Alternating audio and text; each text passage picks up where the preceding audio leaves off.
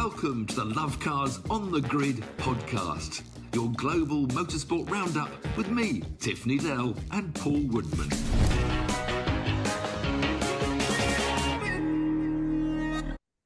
Welcome to Lovecars on the Grid, your global motorsport podcast. We head to Spain for WRC and Moto GP. Back home, we've got British GT, GB3 and BTCC. Lots of acronyms there. But first, in the news, and I think you might be a little bit upset with one bit of news, if you've seen it, which I know you have, Madrid. Madring, not just Madrid. I can't believe it. I saw this, went for the onboard to the simulated lap of the Madrid. I already looked at the map and said there's too many corners. And it's just horrendous. I mean, they've created another Monaco. And it's just, we've been suffering Monaco for 20 years, saying, well, we have to have a race at Monaco because it's Monaco. But now all these cities want Formula One in town. They want everybody paying for five-star hotels, corporate packages, Las Vegas. And that's where all the racing is. That's where Liberty is sending us now, down these flipping high venue hitting hotels places, which is okay if you can get enough straights to make a race of it, unlike Monaco. So, Saudi was okay. They had 2 or 3 Jeddah, zones. You could overtake there. Las Vegas, we've seen you can overtake, not that easily, but you can. And so I really thought that they were, after, even Suzuka, when people are saying, well, we can't have these tracks where you can't overtake, we thought that maybe someone would have looked at this Madring before they signed it off and said, well, hold on a minute, you're just creating another track where nobody will overtake. And the very design element that I said last week should be banned from any future circuits is a tight left, right, or right, left, 100 yards off the start line. I mean, it's just stupid, this circuit. So when are they going to bring it in? Is it all official? I think it's signed up. I think September, and the bulldozers have started, and nobody's pointed out to them. Nobody's said, whoa. I mean, they've got the area that. I mean, there are lots of those usual Tilke, weaving bits where they could just put a bulldozer through. Now it's a whole new track. Create a straight line, cut it down to 8 corners or 9 corners. You have to have a corner, straight line. The best way that DRS works is when you've got 2 DRSs, one after the other. Brazil's classic. Brazil, you've got the one DRS past the start-finish track, but you can overtake sometimes. But if you don't overtake, you get close enough, turn 2, 3, get another DRS, then you can overtake. We're having sort of DRSs a long way apart each side of the track. Doesn't work, because then between the 2 DRSs, you drop back because you're in the dirt. So you're not very happy, is what you're telling us? No, because this will be a 10-year contract probably, signed and sealed, Madrid paying Liberty lots and lots of dollars. And we're going to have there won't be too many traditional circuits left, because they're talking about getting rid of Spa. I know they've just extended it a little bit longer, but Spa and what's going to be left? Well, Singapore's another one, you can't overtake Singapore. Yeah. There's so many city tracks they're building, and we want more Spas and more. I mean, the Cota's really good in America. They went out, got some area and designed a good track. Maybe too few many corners in places, but it's raceable. And with so many of us fans moaning about not getting good racing, and of course this is going to come in. I think it is 100% for next September. It's going to come in with the new cars, which of course don't have DRS apparently, because they have hybrid boost overtakes. I think is the way they're going to allow to overtake. You're going to get hybrid. Go and watch some other racing in a few years' time, where everyone's going to be cheesed off with it. Problem is, it's all about the glitz and glamour, isn't it? So you get sucked into it. Well, it's lovely. Carlos Sainz has assured all his fellow drivers that he's going to make sure it's okay, there won't be a problem, just after he signed to be the brand ambassador for the Madrid. So, yes, the ambassador says it's going to be a great track, all my friends. It's going to be wonderful. He might not even have a drive by then. Yeah. But they're going to be bouncing from water. There's so little room. There's going to be, it's quite tight and twiddly with just walls everywhere. They went. There's hardly any corners with any runoff. So all you've got to do is...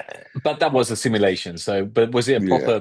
Yeah, we'll see. But because there's still news about is Max Verstappen really going to go to Mercedes? Will he go? And if he goes, they're not going to get rid of Kimi Antonelli. They'll get rid of George Russell. Would you get rid of George Russell? That'd be a brave shout because he's Mr. Consistent and he does so well. And then would you take George over Carlos? Yes, I would.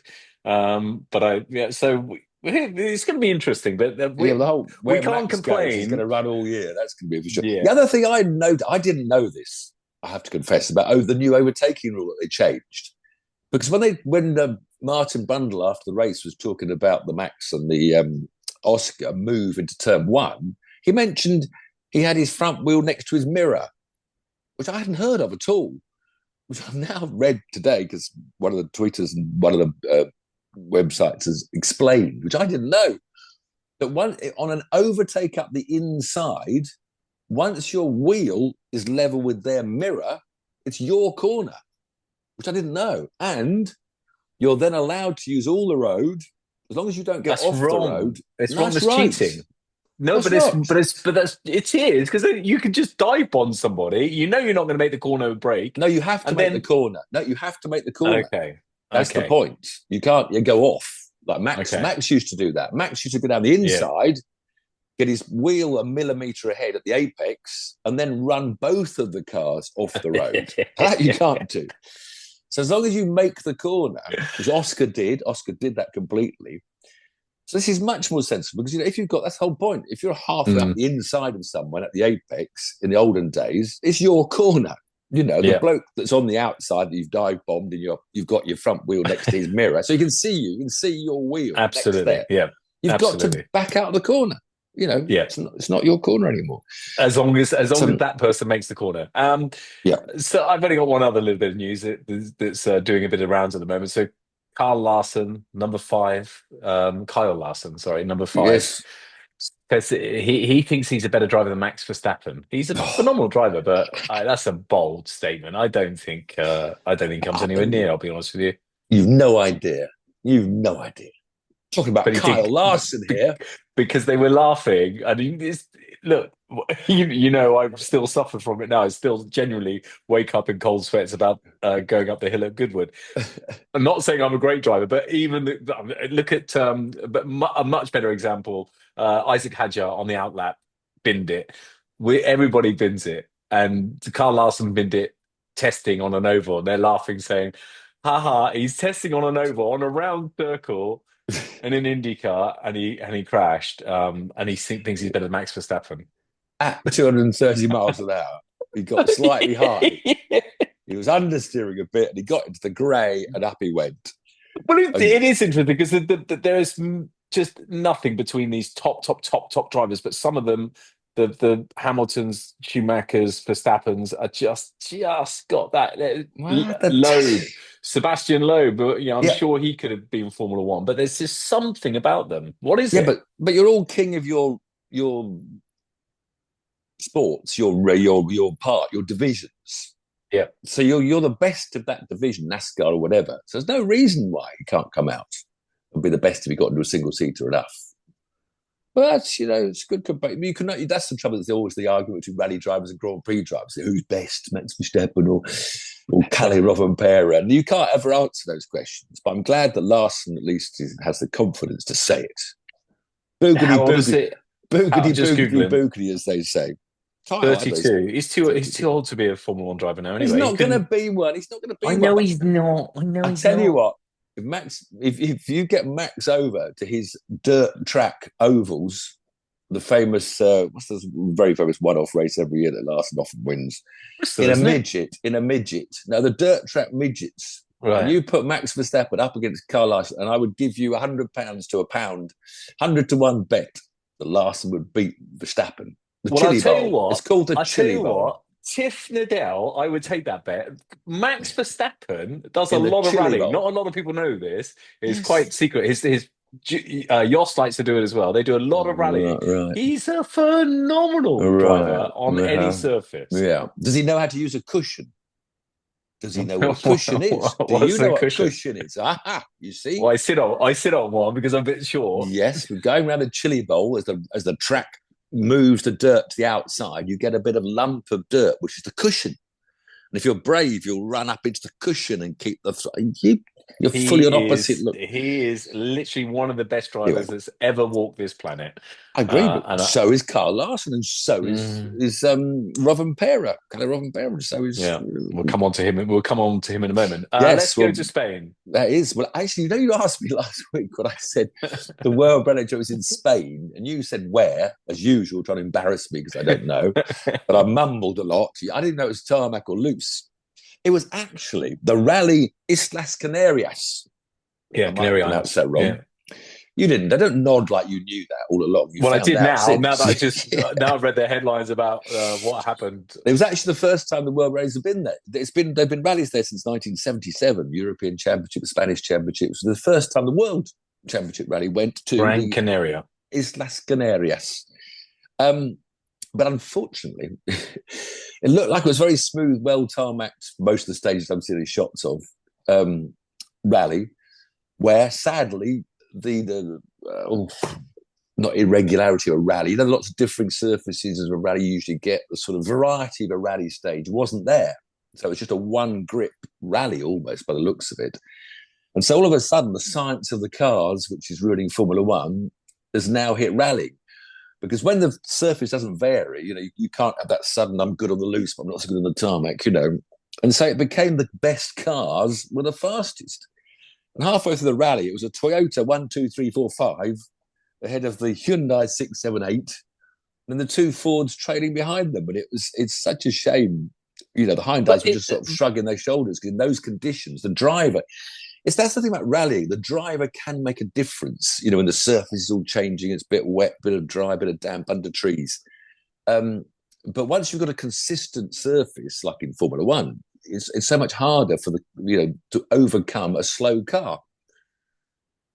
And that's what, your world champion, you got, Tanak, 2 world championships, Tanak and Neuville, finishing 7th and 8th. Shrugging their shoulders, saying we're testing now. We've got to try something different for another tarmac rally. And in a way, it showed the talent of the drivers. With all of the Toyotas, I'd say that the talent finished in the way that talent should, with Rovanpera first, Ogier second, and then Evans third. But Evans was sort of saying he was taking it a bit easier. So you put Rovanpera above Ogier, would you, in talent? Today, this year, last year, not 3 years, I'd put them equal on talent over their histories, as it were. But at the moment, Rovanpera has taken a while to get into these new tyres. He didn't seem happy with his car the first couple of rallies or 3 rallies. What is it now? Moved from Pirelli, didn't it? It's not Pirelli anymore. No, it's not. It's anyway. Hankook might well be. So Rovanpera, he went about 8 stages, won all of them on the trot. Incredible drive to beat Ogier and Evans, and Katsuta was 4th. The 5th Toyota. The young Finn, Sami Pajari, crashed his Toyota out. So that at least gave Hyundai 5th place, or whatever it was. 5th, 6th, and 7th. The only other thing, Sami Pajari crashed out. The Fords dropped out of the top 10. They were being beaten by the WRC 2 cars after Munster had an off. And our Irish boy, Josh McLaren crashed out his Ford on day 2. So there we go. Pretty processional rally. I think it is. It must still be Pirelli. That's the press release for those of you watching. So it was wearing a Pirelli hat. Or Michelin. It was Michelin to Pirelli. So it must be next year. Pirelli is just doing it for one final year then. I thought they pulled out. I'm sure. I don't know. But that begs the question, doesn't it? Is it worth all this advertising that they pay millions to advertise if we don't even... We're supposed to be motorsport journalists and we don't even know who the tyre... I knew it was Pirelli because I've never been a journalist. I'm a racing driver that's done a bit of telly. Up. All right, shut up. You're a journalist now. So it wasn't that exciting. Two-bit journalist getting 1,000 views a month on your. I'm afraid. So the real excitement of the weekend was in real Spain because there's Jerez, the Jerez Moto GP. I mean, drama, crowds, tears. I mean, just fantastic entertainment. And we talk about circuits, making a race good. This is classic Jerez. Jerez is a really brilliant motorbike race. I raced in Group C sports cars around there. It's not a bad track for cars either. But it's got this huge hillside, like an amphitheatre where Spanish fans camp out on the hillside. And it was a great race weekend as well because the French boy, Fabio Quartararo, a world champion about 5-6 years ago now, put his Yamaha on pole position, shocking all the Spanish, shocking Marc Marquez. And unfortunately, in the sprint race, he only lasted 1.5 laps under the pressure of Marc Marquez before he dropped It's the all front been end. about the Marquez brothers. That's all it's been this year, and much to the delight of the Spanish, as you'll come on to. But so Fabio lasted 1.5 laps before dropping the front end into the hairpin. So the good old Marquez 1-2 came back into action with Mark leading his brother home, and Pecco Bagnaia sort of hanging on there to their shirt tails and a bit depressed and still not getting happy with his Ducati. But then the Grand Prix itself was just brilliant stuff because Mark made a bad start. I think he was about fourth going into turn one because Cotteraro made a good start from pole. Then he was followed through Bagnaia. And then going down the back, Alex Marquez in the first lap, he went from fifth to lead under braking. I've never seen anything so scary. I don't know if you've seen it, but he must have missed his braking point. It looked like his brakes had failed. Somehow, they're all slowing for this tight hairpin. He went just straight through the pack, right to the edge of the circuit, tottered round the outside of the hairpin, and actually got back into fourth place on the exit of the hairpin. But it was the most scary thing I've seen for a while. I thought he's going to take one out. He's going to pile into someone. Did you see the crowd with the sprint race? Did you see? I mean, I've never seen. It was almost like Valentino Rossi days, where the crowd are just the Italians were going absolutely crazy. The Spanish were going nuts. It was brilliant. Well, they were on these opening laps because the famous corner they're at, sort of double right-hander halfway around the circuit. Quite often the bikes, they'll dive up the inside to take the place, and the guy who's just taking the place of cuts back inside and re-overtakes on the exit. And that's exactly what Marquez did in the third. Marquez was desperate to get past Bagnaia, to get after the Frenchman, Fabio Quartararo. So, and that first lap, he came out and went while he got back past him, and then they barged shoulders going into the fastest corner on the circuit, him and Pecco. It was epic stuff. You could hear the Spanish fans roaring with approval. But then on about the third lap, Marquez had dropped back a bit from Pecco, and he just came from so far behind under braking and just understandably used the word understeered, do they, in motorbike world? But anyway, he understeered out into the dirt and the front folded, and he was off. He actually recovered to finish about 12th, I think, got back on the bike, drove it out. So this left Fabio ahead of Bagnaia, ahead of Alex Marquez. And Alex slowly overtook Bagnaia, then caught up Quartararo, and the crowd was going wild, and overtook him and went on to win. And it was his first ever MotoGP win. He's been a Moto3 world champion and a Moto2 world champion, but his brothers obviously dominated the Marquez name. So it was his first, and of course he's only on a satellite Gresini Ducati. He's not on a factory Ducati like Bagnaia and his brother. So it was just epic. I mean, it was just entertainment. And they get off the bike at the end, and he's throwing his gloves into the crowd. And he took his boots off and threw his boots into the crowd, and comes back, and everybody's in tears in the pits. I mean, just true drama. And brilliant. Well, that was all good. Just a little word. KTM, this Maverick Vinales, who remember led at the last Grand Prix and finished second in the end, but then got a time penalty for tyre pressure going too low. But he quietly finished fourth on KTM. So we had a Ducati, Yamaha, Ducati, KTM. And that's what MotoGP needs a bit more of. So it was brilliant entertainment. Brilliant. Moto2, they were all Spanish wins. The whole weekend was Spanish wins. Manuel Gonzalez won the GP2 race from pole, Spaniard. His second win of the year. So he now leads the Moto2 championship because the two previous leaders, Canet and Jake Dixon, had an off weekend. Canet was 8th and Dixon was 9th. Don't know why. And David Alonso, the Moto3 champion we all raved about last year, this smiling Colombian. I now see he's put himself down as a Spaniard because he was born in Madrid but lived in Colombia, so I don't know if he's Colombian or Spanish anymore. But he's finally got into the top 10 in qualifying. He qualified 8th. I think that's the first time he's creeping up because this transition, for a little Moto3 bike to these really feisty Moto2s is quite a big jump. Full of tech and everything. But first of all, in the final corner, the final hairpin, he took out his teammate, another Moto3 graduate, Daniel Holgado. It was 50-50, really. I mean, he leant in on him. He was half a length ahead of him, but didn't give his mate much room, and his mate's front wheel went over his back wheel, so he tipped him into the gravel. Then about a few laps later, he dive-bombed, who was it? I wrote down the name. He dive-bombed Izan Guevara, not that you care who it was, and took them both out. So Too he won't many be very names. popular. He won't be very popular. He's now getting into the top 10, but he got a bit carried away.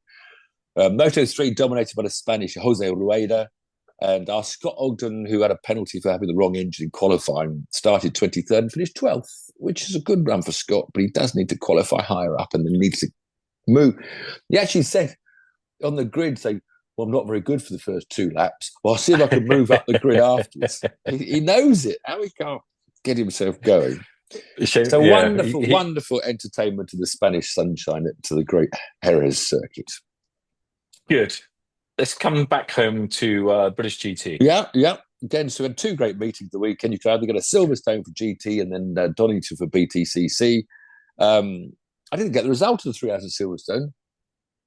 It was a Mercedes that won it. I don't know. I forgot to get the results. I rely on you for one thing, getting results. It was a great GT 3-hour race for the enthusiasts to watch. But the main thing I was watching was GB3, because we've got this Abby Pulling going down, so it's fascinating. Really lots of talented young boys who've taken on, and other girls in that field. And girls. Yeah. And she did really well, I have to say. I was surprised. She had a 5th and a 6th. But then got taken out in the reverse grid race and didn't get past the first lap.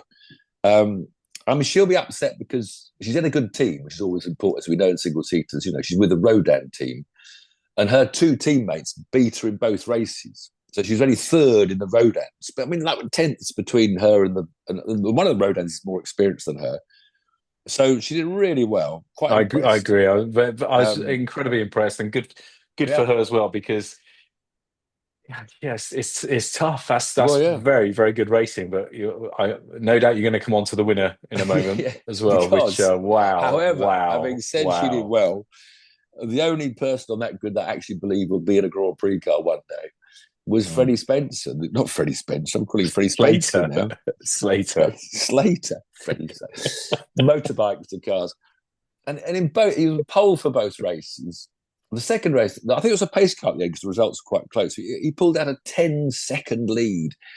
Everybody else is just up each other's gearboxes. 2 pole positions. Maybe not. He is the real deal. Yeah, that the real We've been deal. saying it for some time. He's the real deal. Good for him. Brilliant. And what a lovely kid as well. I hope he stays as nice, and his family is so lovely. And I was disappointed he didn't do very on the reverse grid. He started 11th, but only finished 13th. So he must have had an off trying to get through the pack. Will McIntyre run the reverse grid, which is an interesting way they do it. Because they have 2 qualifying sections, 1 for each of the 2 main races, and then they combine your qualifying lap times, and that's the reverse order of the 12.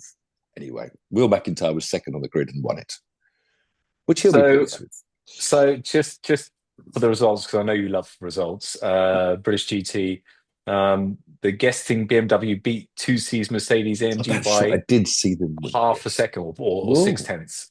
Over who? So Dan Harper. Who did he beat? Withstood intense late pressure from Kieran Jewis. Never heard of him. Yeah, He's I never never know me either. To seal his and Darren Lung's 2nd Silverstone 500 win. Yep. So there you go. So what car was 2nd? BMW 1st. Mercedes 2nd. Mercedes 2nd. Yeah. 3rd. Where's the Lamborghinis? Where's the Barwell Lamborghinis? He doesn't even get mentioned, your bro. Oh. Where is Barwell? They're normally up there, aren't they? Barwell Motorsport. They're always up there, but no, not even there. So Freddie Slater, we've said it for some time. He's hopefully going to sort us out in a few years for some tickets for Las Vegas. when he's on the grid. Names. Ollie Behrman's brother was in the Formula 4 race. I forget the Christian name. Sorry, Ollie's brother. So there's another Behrman coming into the race. Finished about 6th, I think, in one of the Formula 4 races. Is he a young lad? Probably 12 or 13. No, you have to be about 15. And David Coulthard's son was somewhere in the GB4 race as well. Coulthard's boys joining the ranks. Oh, goodness.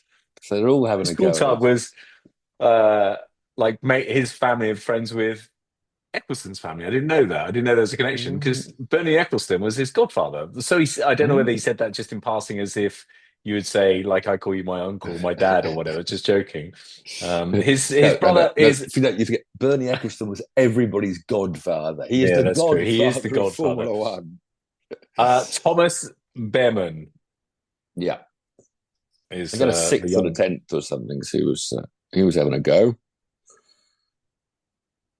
I don't know how old So he is, but lovely day at Silverstone. There was other events. There was caterums and 15. not caterums, Janettas. Janettas were out there. So good day out at Silverstone, and equally good at Donington. 15. Yeah, 15. no, all right. Whoa, how are these kids doing I single don't seater know. stuff at 15? Shouldn't be allowed. But touring cars hit the tracks for the first round of the year. BTCC, huge crowd turnout, looked really good.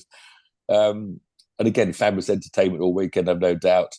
But it was very much, it looked like business as usual, to be honest, because it was the Ash Sutton Thomas Ingram show all day. Yeah. With Jake Hill sort of all bit hanging on their shirt tails. The BMW doesn't seem to be suited. I'm going to change them. Of course, they changed the rules. They're 50 kilos lighter because they've thrown those stupid batteries out.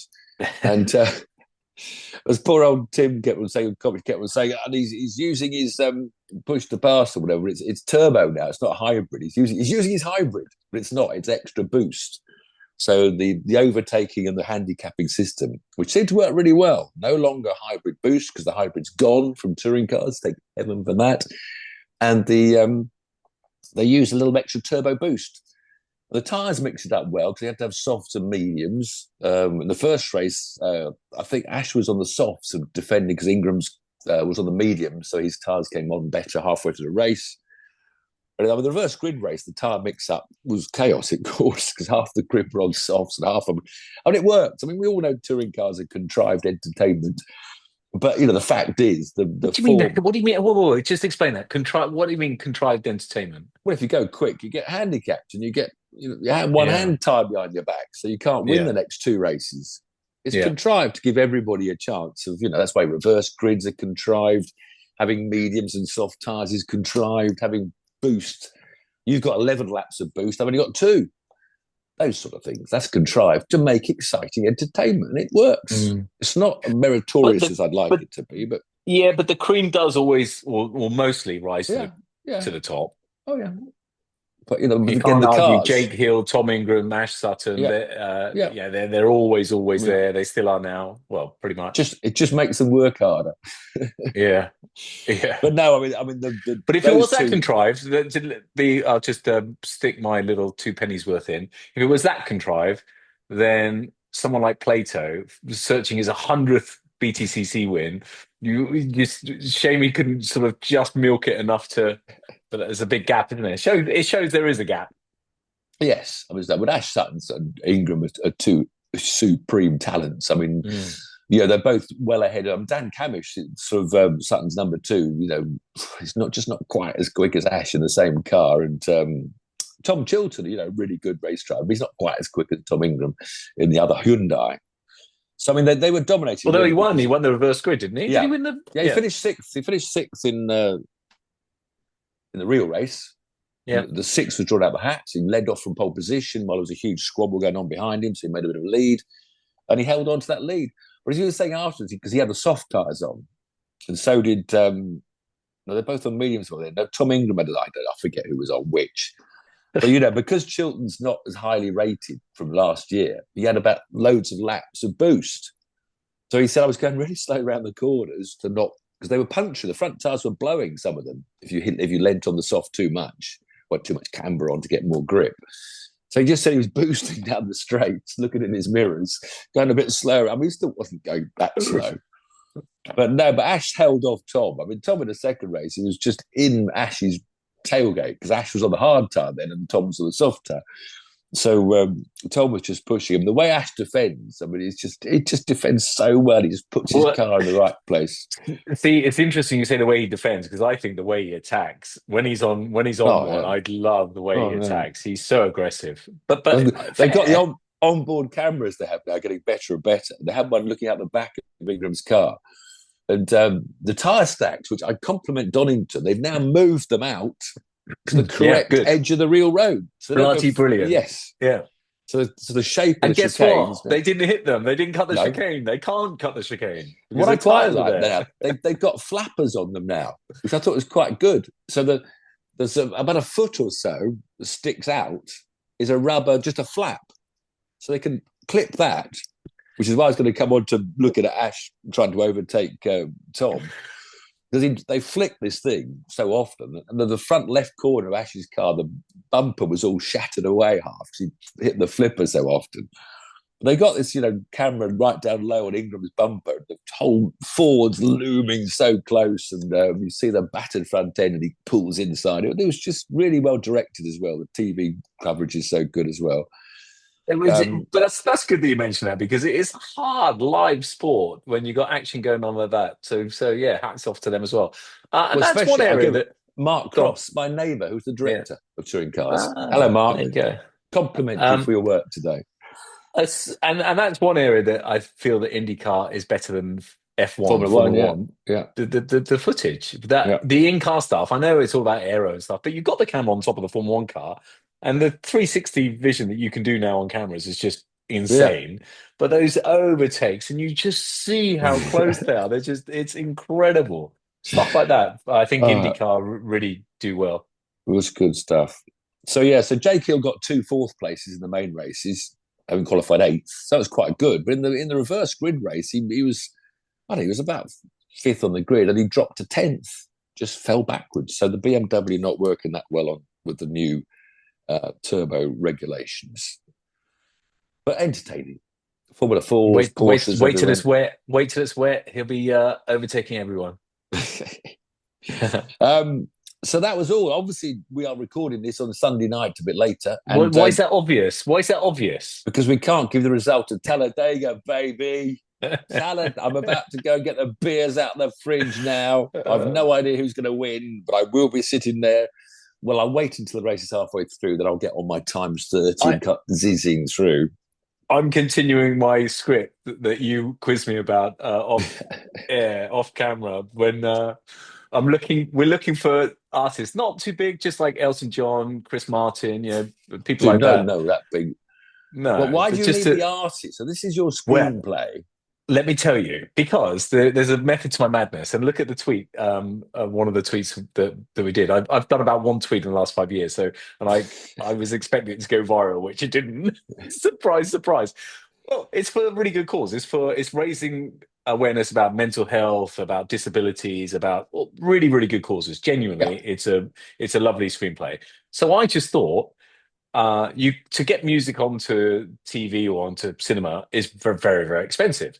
So why don't these people? There's so many philanthropists in the music industry. They love helping people. Why don't they just donate a song? Let me use Yellow Brick Road or so the whole screenplay is going to have Yellow Brick Road play from start to finish. I don't care what the song is. I'll fit it in there somewhere. Anyway, no, just hoping maybe Beyonce. Yeah, all right. Your advert's over.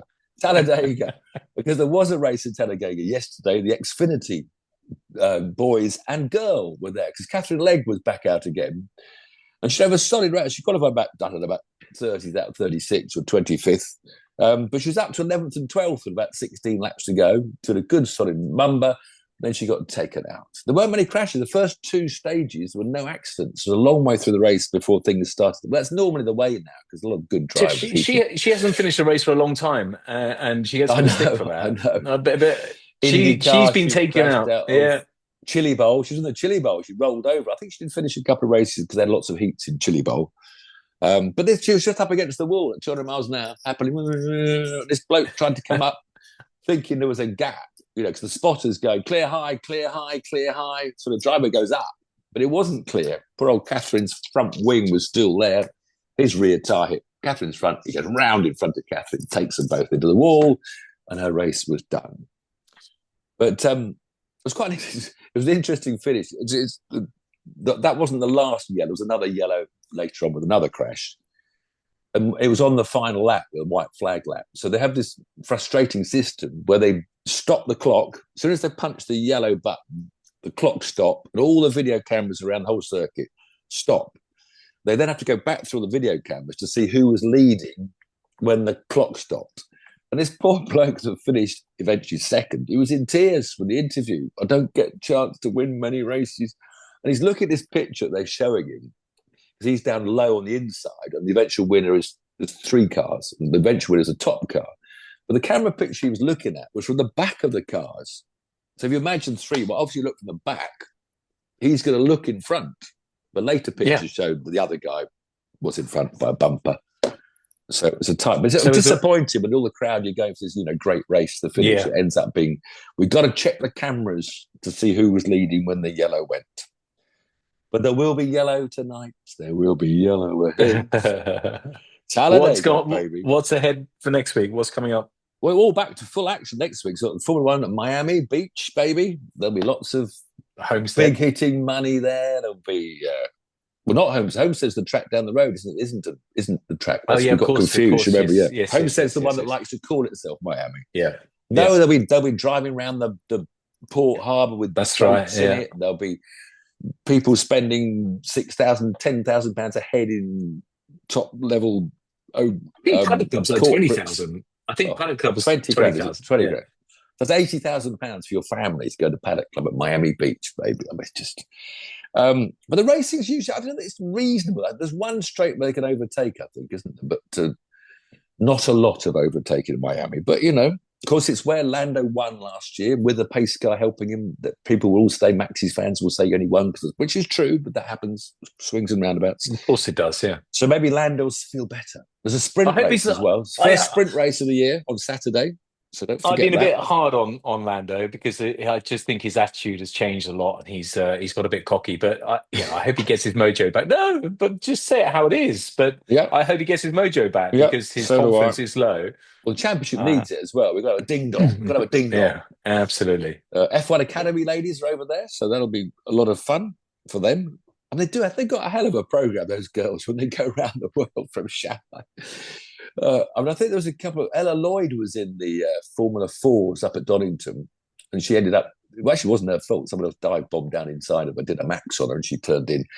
So she was walking. The last thing she did was walk out the gravel trap at Redgate. The next thing she's going to be doing is sitting in a racing car going around Miami. It's good for them. So that's F1 and F1 Academy.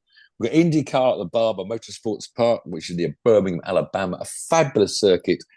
Swooping over crests with just a tarmac and then grass and then barriers. There's a couple of gravel traps, but not much overtaking. I have to confess, it's not the easiest place to overtake, but spectacular. And you go over the crest opposite Lotgo, and you can see. It's wonderful. World Superbikes are at Cremona in Italy. If you want your bikes, it's Italy. NASCAR down in Texas. Well, not in Texas. Formula E's. I almost forgot they're in Monaco, which I've forgotten all about. That's other news. Formula E. First of all, the Jaguar team principal's quitting for next year. James Barkley. Yeah, he's out. Well, and now McLaren are quitting. They're out. Wow. So, McLaren are going out of Formula E? Yep, they're out at the end of the year. So is James Barkley. So where's James Barkley going? Well. He didn't say. Formula One. I bet he's going to Formula One. McLaren did say they've got to concentrate on building their Le Mans car, their hypercar, was their sort of out clause. I think they just couldn't be bothered to do any more Formula E. So where's Taylor Barnard going to go? Who's the other driver? Sam Bird. Yeah, Sam Bird has been in it since the beginning. I think Sam Bird must have earned so many millions of pounds out of Formula E. He can pretty give up now, retire. Sam Bird, he'll go to WEC or something, won't he? Yeah, he'd be a great sports car. We used to do Le Mans for Ferrari. He was a Ferrari works driver, wasn't he? So I'm sure he'll easily get a seat. It's very good driver. I tell you who I bumped into, an old friend of ours, Ryan Cullen. He's quietly ticking along he's done 8 Le Mans. In LMP2, but he's done 8. That's amazing, absolutely amazing. Best place finish is 4th. But he said, sometimes it's the rub of the green. Sometimes you're there, sort of second place with only an hour or so to go, and things don't go your way. But that's good. He's still doing well. So the other thing, back home, we've got British Superbikes, Alton Park, which is a fabulous thing to watch. I wouldn't want to ride a bike around there. If you're living up, I'm sure if you live at Alton, you know it's Superbikes. So, lots of stuff going on next weekend. And where are you off to? Why are we doing this on a Sunday night and not Monday? I'm going to watch some tennis. Mrs. Needell likes the tennis. Oh, I thought you were going to... You could put this down as a business trip, because you're going to check out the new Madrid circuit. Yes, so I go to watch the Madrid. Should I get a placard, a billboard? Should I get with a thing saying, stop this race, stop this race? Have you got VIP seats?